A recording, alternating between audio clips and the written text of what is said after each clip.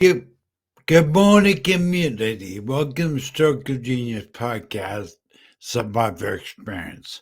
As I told you, in 2024, we're opening up to any survivor in time. I've got a guest for you today that is going to be amazing.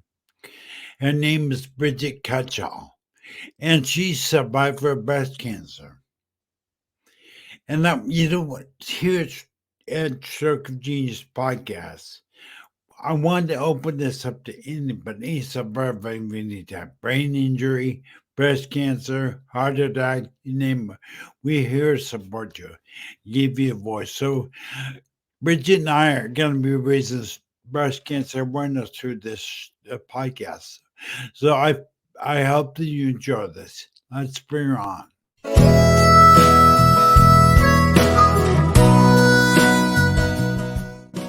Welcome to Stroke of Genius podcast, Survivor Experience, where I believe mindset is the foundation of your recovery. I'm your host, Aaron Avila, a 13-year post-survivor of a brain aneurysm and stroke. Join me now as I share survivor stories of resilience and triumph from around the globe. So without further ado, let's get to it. Good morning, Bridget. Good morning, Aaron. Thank you so much. I really want to thank you for being here. Thank you. I appreciate it. Do me a favor and introduce yourself to the audience. Well, my name is Brigitte Cutshall. I live in Georgia in the Atlanta area, and I became a health advocate after dealing with health issues. It started when I was 41. And right, I was young, and I thought I was raising two boys, and then I had a rare primary brain tumor, and then I had cancer again, breast cancer again, and then melanoma. So there's pros and cons to everything, and I'm an example of why you need to be proactive and listen to your body, because I might not be here, and I was persistent on finding out what was going on with my body. You know, Bridget, I'm going to tell you, I do a bit, 2024, I'm opening up my public podcast in the survivor. But the common thread, no matter what it is, people go through, they don't listen to the body. Yes. I interviewed hundreds of stroke survivors that had pre-warning signs, but ignored them, played them off. So tell me, let's go back and walk people through your journey. You're 41 years old, you said. At the You time, you right? now you must have been, I'm sure you found a lump or something in your breast. You found a lump or something. Well, it was my OBGYN, they recommended back then to get a mammogram, a screening to have like a baseline, which is called a baseline. So I had that done, I think around 39 years old to have a baseline. And breast cancer does not run in my family, but she just thought it was a good idea because she had went through my OBGYN serious breast cancer. So then 2 years later, when you're over 40, that's when they recommended back then to have the mammogram again. And so when I did, they noticed something, a nodule that was not there before. Okay, that's the purpose of having a baseline, right? To compare for the future. And so they ended up, because it was wasn't huge or anything, but she just recommended I see a specialist, and they checked it out. They did what's called a biopsy because of the location, and it ended up being early stage, breast cancer. And then what they did based on that, it was positive, right? They also then tested my hormones. There's so many, that's why breast cancer is so tough to distinguish of what caused it. There's like over 30 different reasons right. Breast cancer is very confusing, right? Yeah, that's a lot. It is a lot. And so my breast cancer doctor that she referred me to, he was a researcher. So I like that because he's open to different things. So he did I did some blood work on my hormones, and I had elevated prolactin levels, which makes I didn't know I had that, breast milk, and I had elevated growth hormones. And that was a sign that that's what caused my breast cancer, right? And so anyway, well, I had the little nodule removed, correct? And then they tested it again, and you have to have clear margins. If you've ever had a tumor removed, I don't know how many millimeters it's supposed to be. It's supposed to have a clear margin. And then when they tested that, I call it a nodule because it wasn't huge. I don't really remember how big it was. Sorry. But I had so many things removed in my body. I'm just being funny. Anyway, that's when they discovered, yeah, we need to get my hormone levels normalized. If that makes sense. Because when your hormones are out of whack, I call that it can cause, you know, cancer to grow in different parts of your body. So we could not get my hormones normalized, even on some medication. They gave me some medicine, right, to normalize it. And I saw so many specialists. So it was a breast cancer doctor that said, well, let's do an MRI of your pituitary, which is in your brain, and it controls your hormones in your body.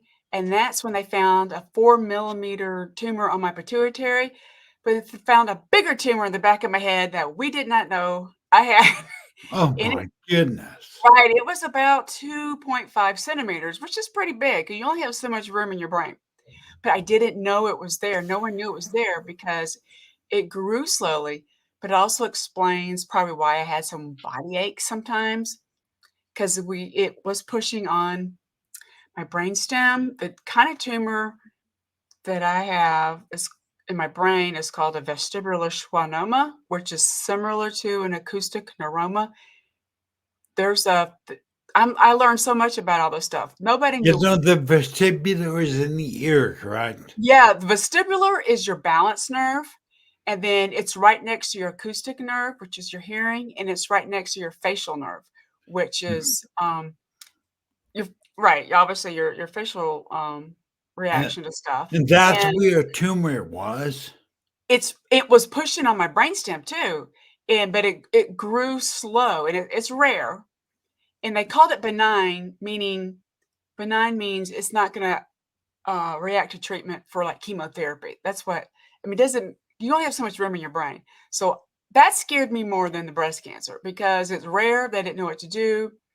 So I saw multiple specialists to like help me. I had one doctor ask me, by the way, who asked me, I had to go see an endocrinologist too, because that's your heart, that how everything is connected in your body.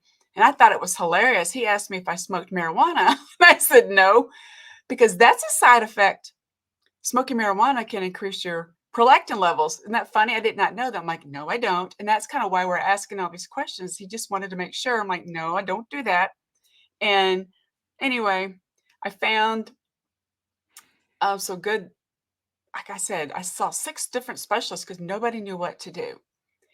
And I had to advocate for myself. And I did learn, Erin, when you go to these doctor's appointments, you need someone with you because you're not going to hear everything, right? You're just not, because I was so like freaked Emotional. out.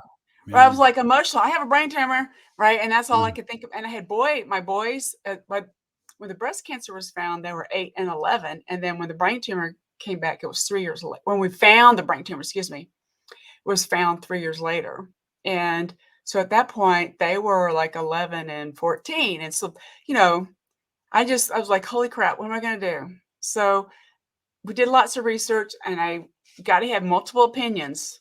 We can't just go with the first opinion. And one doctor, in between all, I was, like I said, he was like, we'll just give you some pain meds. I'm like, no, no, I want to find out, get this thing out of me. But the risk of surgery was a high risk for paralysis, okay, because of where it's located in my brain. So then I decided on using the neurosurgeon when I asked, he's one of the top ones apparently in this area. I asked him, if this is your wife, would you do surgery on her to remove this? He said no. So I'm like, I trust you. And we ended up going with at the time, it was brand new, called Cyberknife, Yeah. which is targeted. and it was better than Gamma Knife was like sort of similar, but Gamma Knife is like 4-hour treatment all at once, where at least the Cyber Knife is split into a couple days, so it's easier to take it in, and it's very targeted, and that was fun. The fun part, if people who don't know what the Cyber Knife, you have to have a mask created to shape your, because you cannot move your body or your head when you're having this targeted radiation. So I think I had that done. I remember listening to some calm music, and I asked them to give me something to, forgot what drug it was, but just to calm, you know what I'm saying? So I don't move, because when you get anxious, you might fidget. You don't want to fidget. So that was, the downside. I mean, it worked. It eventually shrunk my tumor, but the downside of that is it makes you a little more dizzy for a while because it does inflame your brain a little bit. And the it did shrink, but then eventually it grew back a little bit because, right, that's why we're like, crap. And the downside of this tumor, it can create fluid in my brain, extra fluid. It can cause hydrocephalus down the road. But I haven't had that problem. And then about 4 years after that brain crap, sorry, my breast cancer No came back. sign. I say I'm being nice. I'm not doing the real cursing that I was doing, but it just makes you feel better sometimes when you curse. You understand, probably. Until now. But it vents that. But anyway, breast cancer came back, and I found it. It was in my armpit, but I thought it was a lymph node issue, and it turns out I did not know this, even though I've had breast cancer prior. You have what's called a breast tail tissue in your armpit. Even a man does.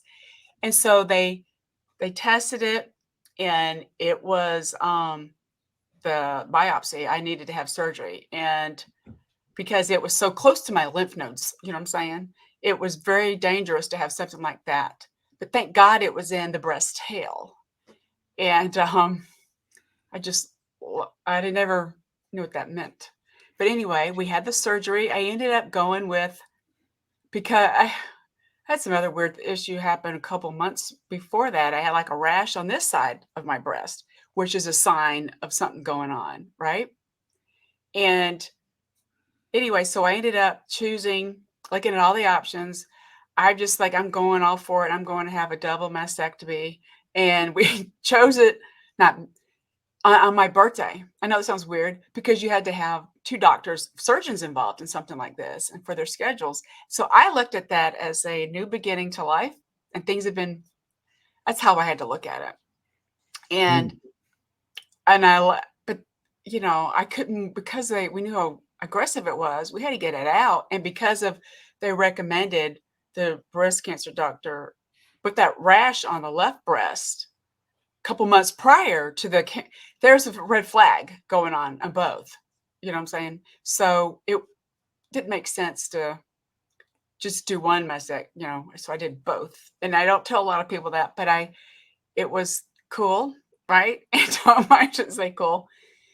Anyway, so when they removed that tumor, they did also remove 1 lymph node on each side just to make sure they were clear. Everything was clear, thank God for that. Then the tumor, they had it sent to a lab for, it's called an oncotype, what type of cancer it was. And it was very aggressive. I don't remember the specific. Here is your reminder. Sorry, So, Alexa. that's okay. Anyway, so it was aggressive, and like, what are the options now? Or what do we do now? Because they were recommending chemotherapy at that point, because even though the lymph nodes were clear, it still could have snuck out. You know what I'm saying? And I should say snuck out. So the downside of all this, we were worried about what the chemo would do to the brain tumor, because it was still there that I had. And my hormones were still just not right.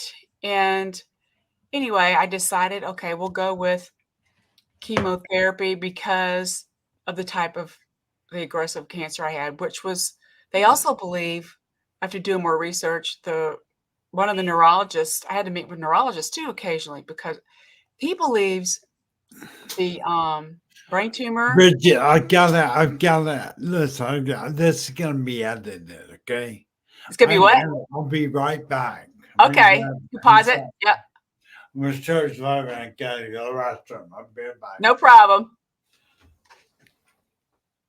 What I get for drinking more water.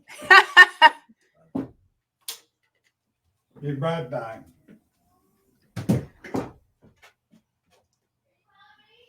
No, I'm doing an interview. I have to go to the restroom.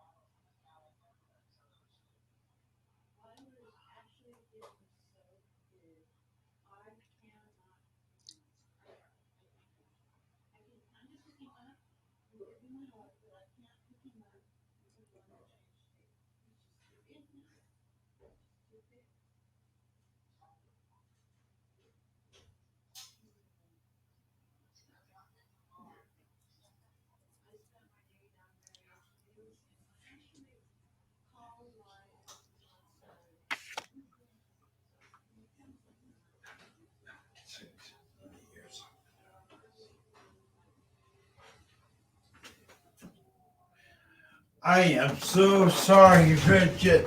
Oh my gosh, how embarrassing. You could cut that out. Yeah, I've been doing this for a while, and I have never had that happen. Never. But it was my own fault because I took my pills. I might took my water a little later. But all right, this is a burger business. Oh, this how you'll never see it. But let's want to go back to being your first diagnosis. You said, did you have any pre-warning signs of something wrong I that think you may have ignored? Not kind of, sort of. It was hard to, because I was a woman, a mom who traveled a lot, so I was tired a lot. How's that? And I kind of ignored it a little bit. And I had some pain, but the pain we didn't know at the time was really the brain tumor. The brain tumor is what they believe is what caused my breast cancer, because you only have so much room in your brain, and it ended up putting pressure on my pituitary, which is in your brain too, and it causes, it can affect your hormones. And that's really what it was. I did have some body aches, and it was my OBGYN. She and I, we talk a lot because she had breast cancer too. So she knows so I was very fortunate to be with someone like her, to talk to her. And so she listened. And that's when they recommend, some people say you can get breast cancer from mammograms. I'm sure you've heard that, right? I have, yes. I don't know if that's true or not. I had a friggin' brain tumor that we didn't know about, and that's what was the cause behind all this. And it was the same doctor who discovered my breast cancer, who helped me. She actually helped me kill that brain tumor even after CyberKnife, because it grew back again. It was just so people that are listening, the tetanus booster shot, the Tdap, is being repurposed now to help take care of brain tumors. And they did that for me. That is what killed my brain tumor finally. And that was almost, 2015 is when I had the Tdap booster shot. And everything is normal now. Isn't that funny? I'll tell you, I mean, this had to be absolutely. I'm a puzzle, right? That's what they said to me, that one of the doctors said I was a zebra among horses, because I do everything right, and these weird things were cropping up. And this is an example of how your environment can also affect you in a way, because how did I get my brain tumor is caused by radiation exposure? How did that happen? Right? We don't know. So that's the downside of some of the tech that's out there. Sorry. But I was, they believe I had that tumor for longer than I knew, because it grew very slowly. But because I just knew something was off, and I would get these checkups, and then they were doing like some X-rays. I did X-rays in my back. Like, why am I hurting? Well, I didn't find anything. They needed to do something to my, your brain controls everything in your body, and that's what ended up. The MRI was a miracle. It discovered all my root causes and I'm so glad I just denied taking pain meds, because it's just for the pain I was having. Yeah, But the but breast they cancer, cover up your symptoms would do it's it. it's covering up my symptoms. And then my breast cancer came back because we couldn't control those hormones that were being affected by the brain tumor, right? And that's why I think I'm fortunate, and to also listening to your body, you also need to think and not respond, and have some different opinions, right? Rather than, because you have to have different perspectives. And that's why the breast cancer stuff in general is very hard for people to figure out the cause of it, because like I mentioned earlier, it's over 30 different types. I don't have they did some tests on me. I'm sure you've heard like the triple negative kind of people. That's the hardest one to treat. Only one of my markers was negative. I had plus. I can't remember specifically. I try not to, I don't remember this, but one of mine was negative. And it's just all related really to hormones. It's really what it is. And so we had to get my hormones in control, but we couldn't get them in control until I killed that brain tumor. My goodness. Right. I gotta back up, because man, this is a I'm lot. sorry. I know I'm a There's mess. a lot to consume. Yeah. But you first of all found your breast cancer, and that led you to a brain tumor of all things. Because I was curious, right? I wasn't, because after the breast cancer is when my pain started accelerating in my body. Does that make sense? It's like, this is weird. Why is this happening to me? Right? And I thought I had arthritis or something. I did not. So that's why and that's why I believe you got to get some different opinions from different doctors. And I highly recommend, when you have a puzzle like me, is to work with doctors who also are involved in research, Yeah, right? that's a great way to put you. You're like a puzzle. You have so many pieces going, kind of Yeah, not fitting. That's amazing. But I gotta know from my husband's point of view, what was your husband doing during this time? I can't he was imagine. very supportive in helping me raise our sons. He was very supportive. He took me to a lot of my appointments. Um, I would get his feedback. He had to come to some of my appointments with me because, like I said, you can't hear everything. And one of the specialist meetings I went to, he couldn't. I had to go to like Chicago to see a specialist, because that's how rare this brain tumor is. So he had to stay home with the boys, and so I had my best friend from high school go with me. He was very supportive. Yeah, he was had to be there for me, and I think that's great. And so he supported me, and he listened, and he agreed with this after we researched and looked at all the stats. You have to look at data sometimes too. I know some of it is emotional, but you also have to look at the data too, right? Yeah, it's kind of funny, but now I'm curious. I need to ask you, what kind of emotions? I mean, you heard you look at death. I imagine. Oh yeah, I did. You I thought I was gonna die from the brain tumor, know, because it the cyber knife to your brain is, you probably understand that, it's really hard on you. And I was so fatigued. I couldn't even walk very well. I can now, but I remember one of the side effects I had. I forgot what it was. It was some massive pain. All of a sudden, we were at the grocery store together and just out of the blue, massive pain in my brain. And I called the doctor right away. And the radiation doctor, because he was the one doing the cyber knife. And my husband was with me. And I had to go, it went away, but I had to end up I did have to have some steroids for a little bit because it swells your brain, the cyber knife. Yeah. Yeah, it's not, I wasn't on steroids very long. It was just enough so that I wouldn't like faint, Right. I couldn't drive for a while, Aaron, after that, just because I was super dizzy. And that's not safe. You want to make sure you're not going to hurt anybody else and be, risky in driving. And so my husband, he's brave. He was very brave to be there and supported me. But it was to me, the brain tumor diagnosis was scarier than breast cancer just because they didn't know what Your to do. brain. Yeah, I never My thought brain. that. For people that don't know out there, I actually have a tumor also. It's been my right eye, and it's currently there. I'm with the cyberknife treatment. I'm due for a new scan, but I know exactly what you're talking about as far as it goes. The cyberknife is amazing, and people don't know what it is. It's a robot arm that Mhm. rotates, and they actually program the computer to right down the millimeter. I forget what it is. Yeah. They can high intensity radiation shot Yes. into your skull, non-invasive, and then Yes. into the tumor, and they're attempting to kill it. And I know exactly what cyberknife is.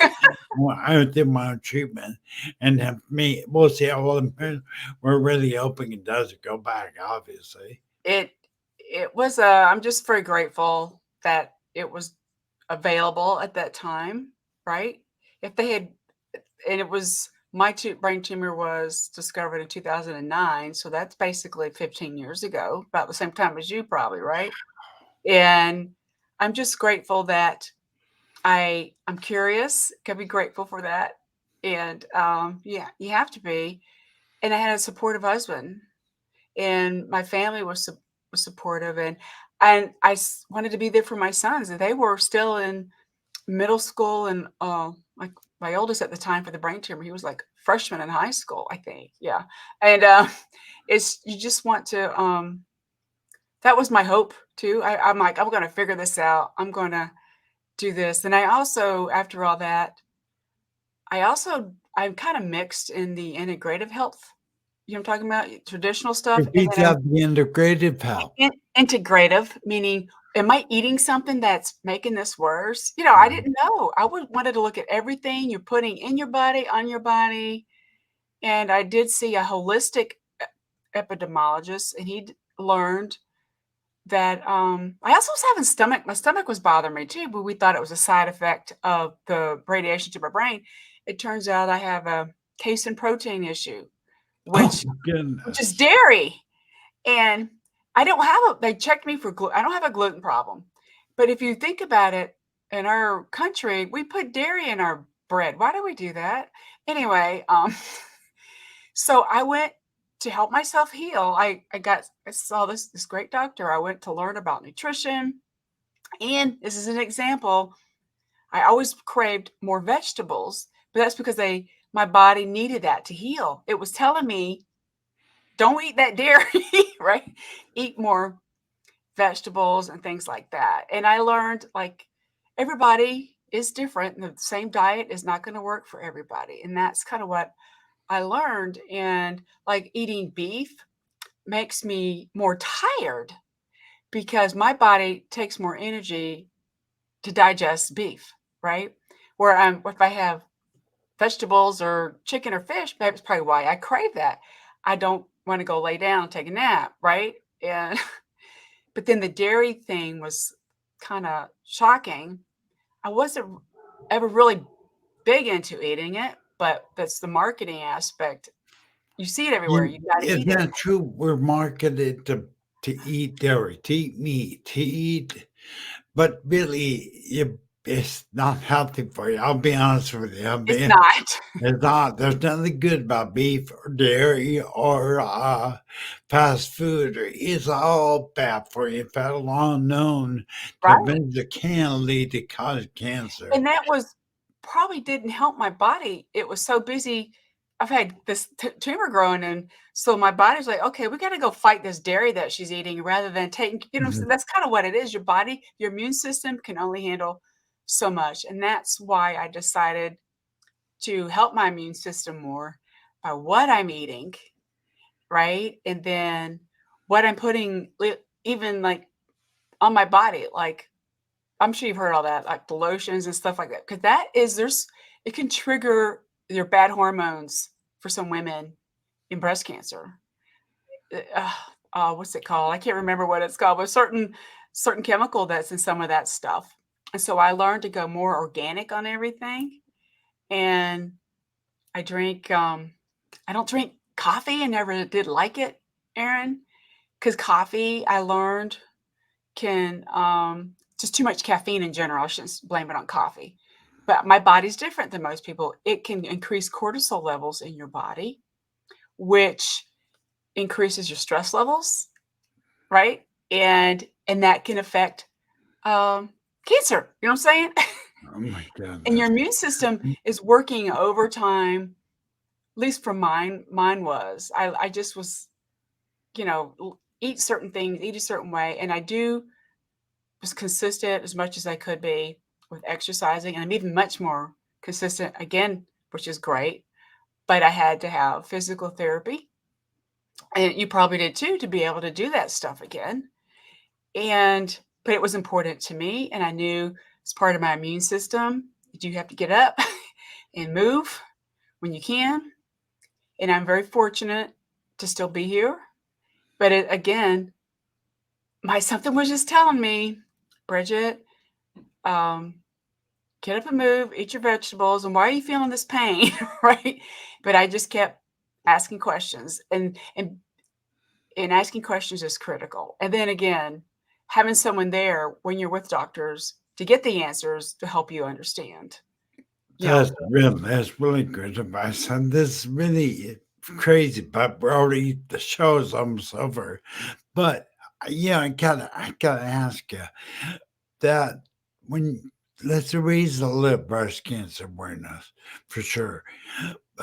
Because you're actually doing something. You're raising breast cancer awareness, raising brain tumor awareness. yes, I mean, but you know, I think if it were to sum up what I've heard you say, and it's been since I've been doing this podcast, sports stroke survivors, heart attack survivors, and now you're a breast cancer survivor. Listen to your body. yes, You know, it tells you, and you eat a lot of junk food, you eat a lot of processed foods. I mean, okay, don't be naive thinking they're good for you. They're not. it's not. They're No. cancer. Aren't they known to cause cancer? All those. Yes, there's chemicals in there. And just that's why what you're eating. And I think my understanding is it's just not processed properly either. It's not just chemicals, but it's not Right, processed right. properly. And the same with not just with the food, but your skin is an organ too. That's kind of what I learned. Your skin is an organ. It absorbs what you're putting on there. And you got I try to go organic with even with that. Yeah, And put on or some lotions, yes, antiperspirants, yes, deodorant, perfume. your deodorant. What?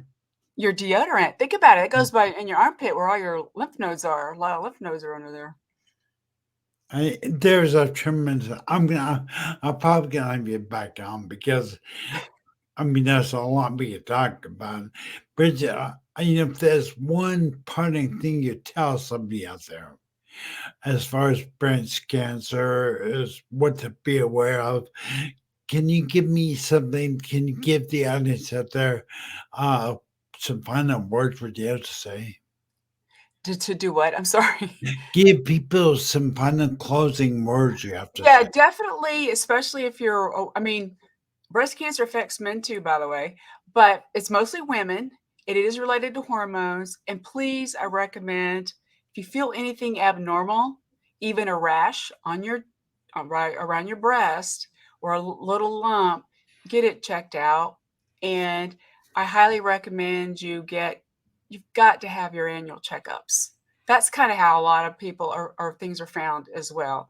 Annual checkups, and to make sure your diet meets what your body it can handle, because you want your immune system to not be working overtime. And I was probably doing that to my body too, right? Eating dairy, and I didn't know it wasn't good. But if something is not right, reach out to your doctor and listen to your body. That's really the main cause. If I had not listened to my body, I might not be here.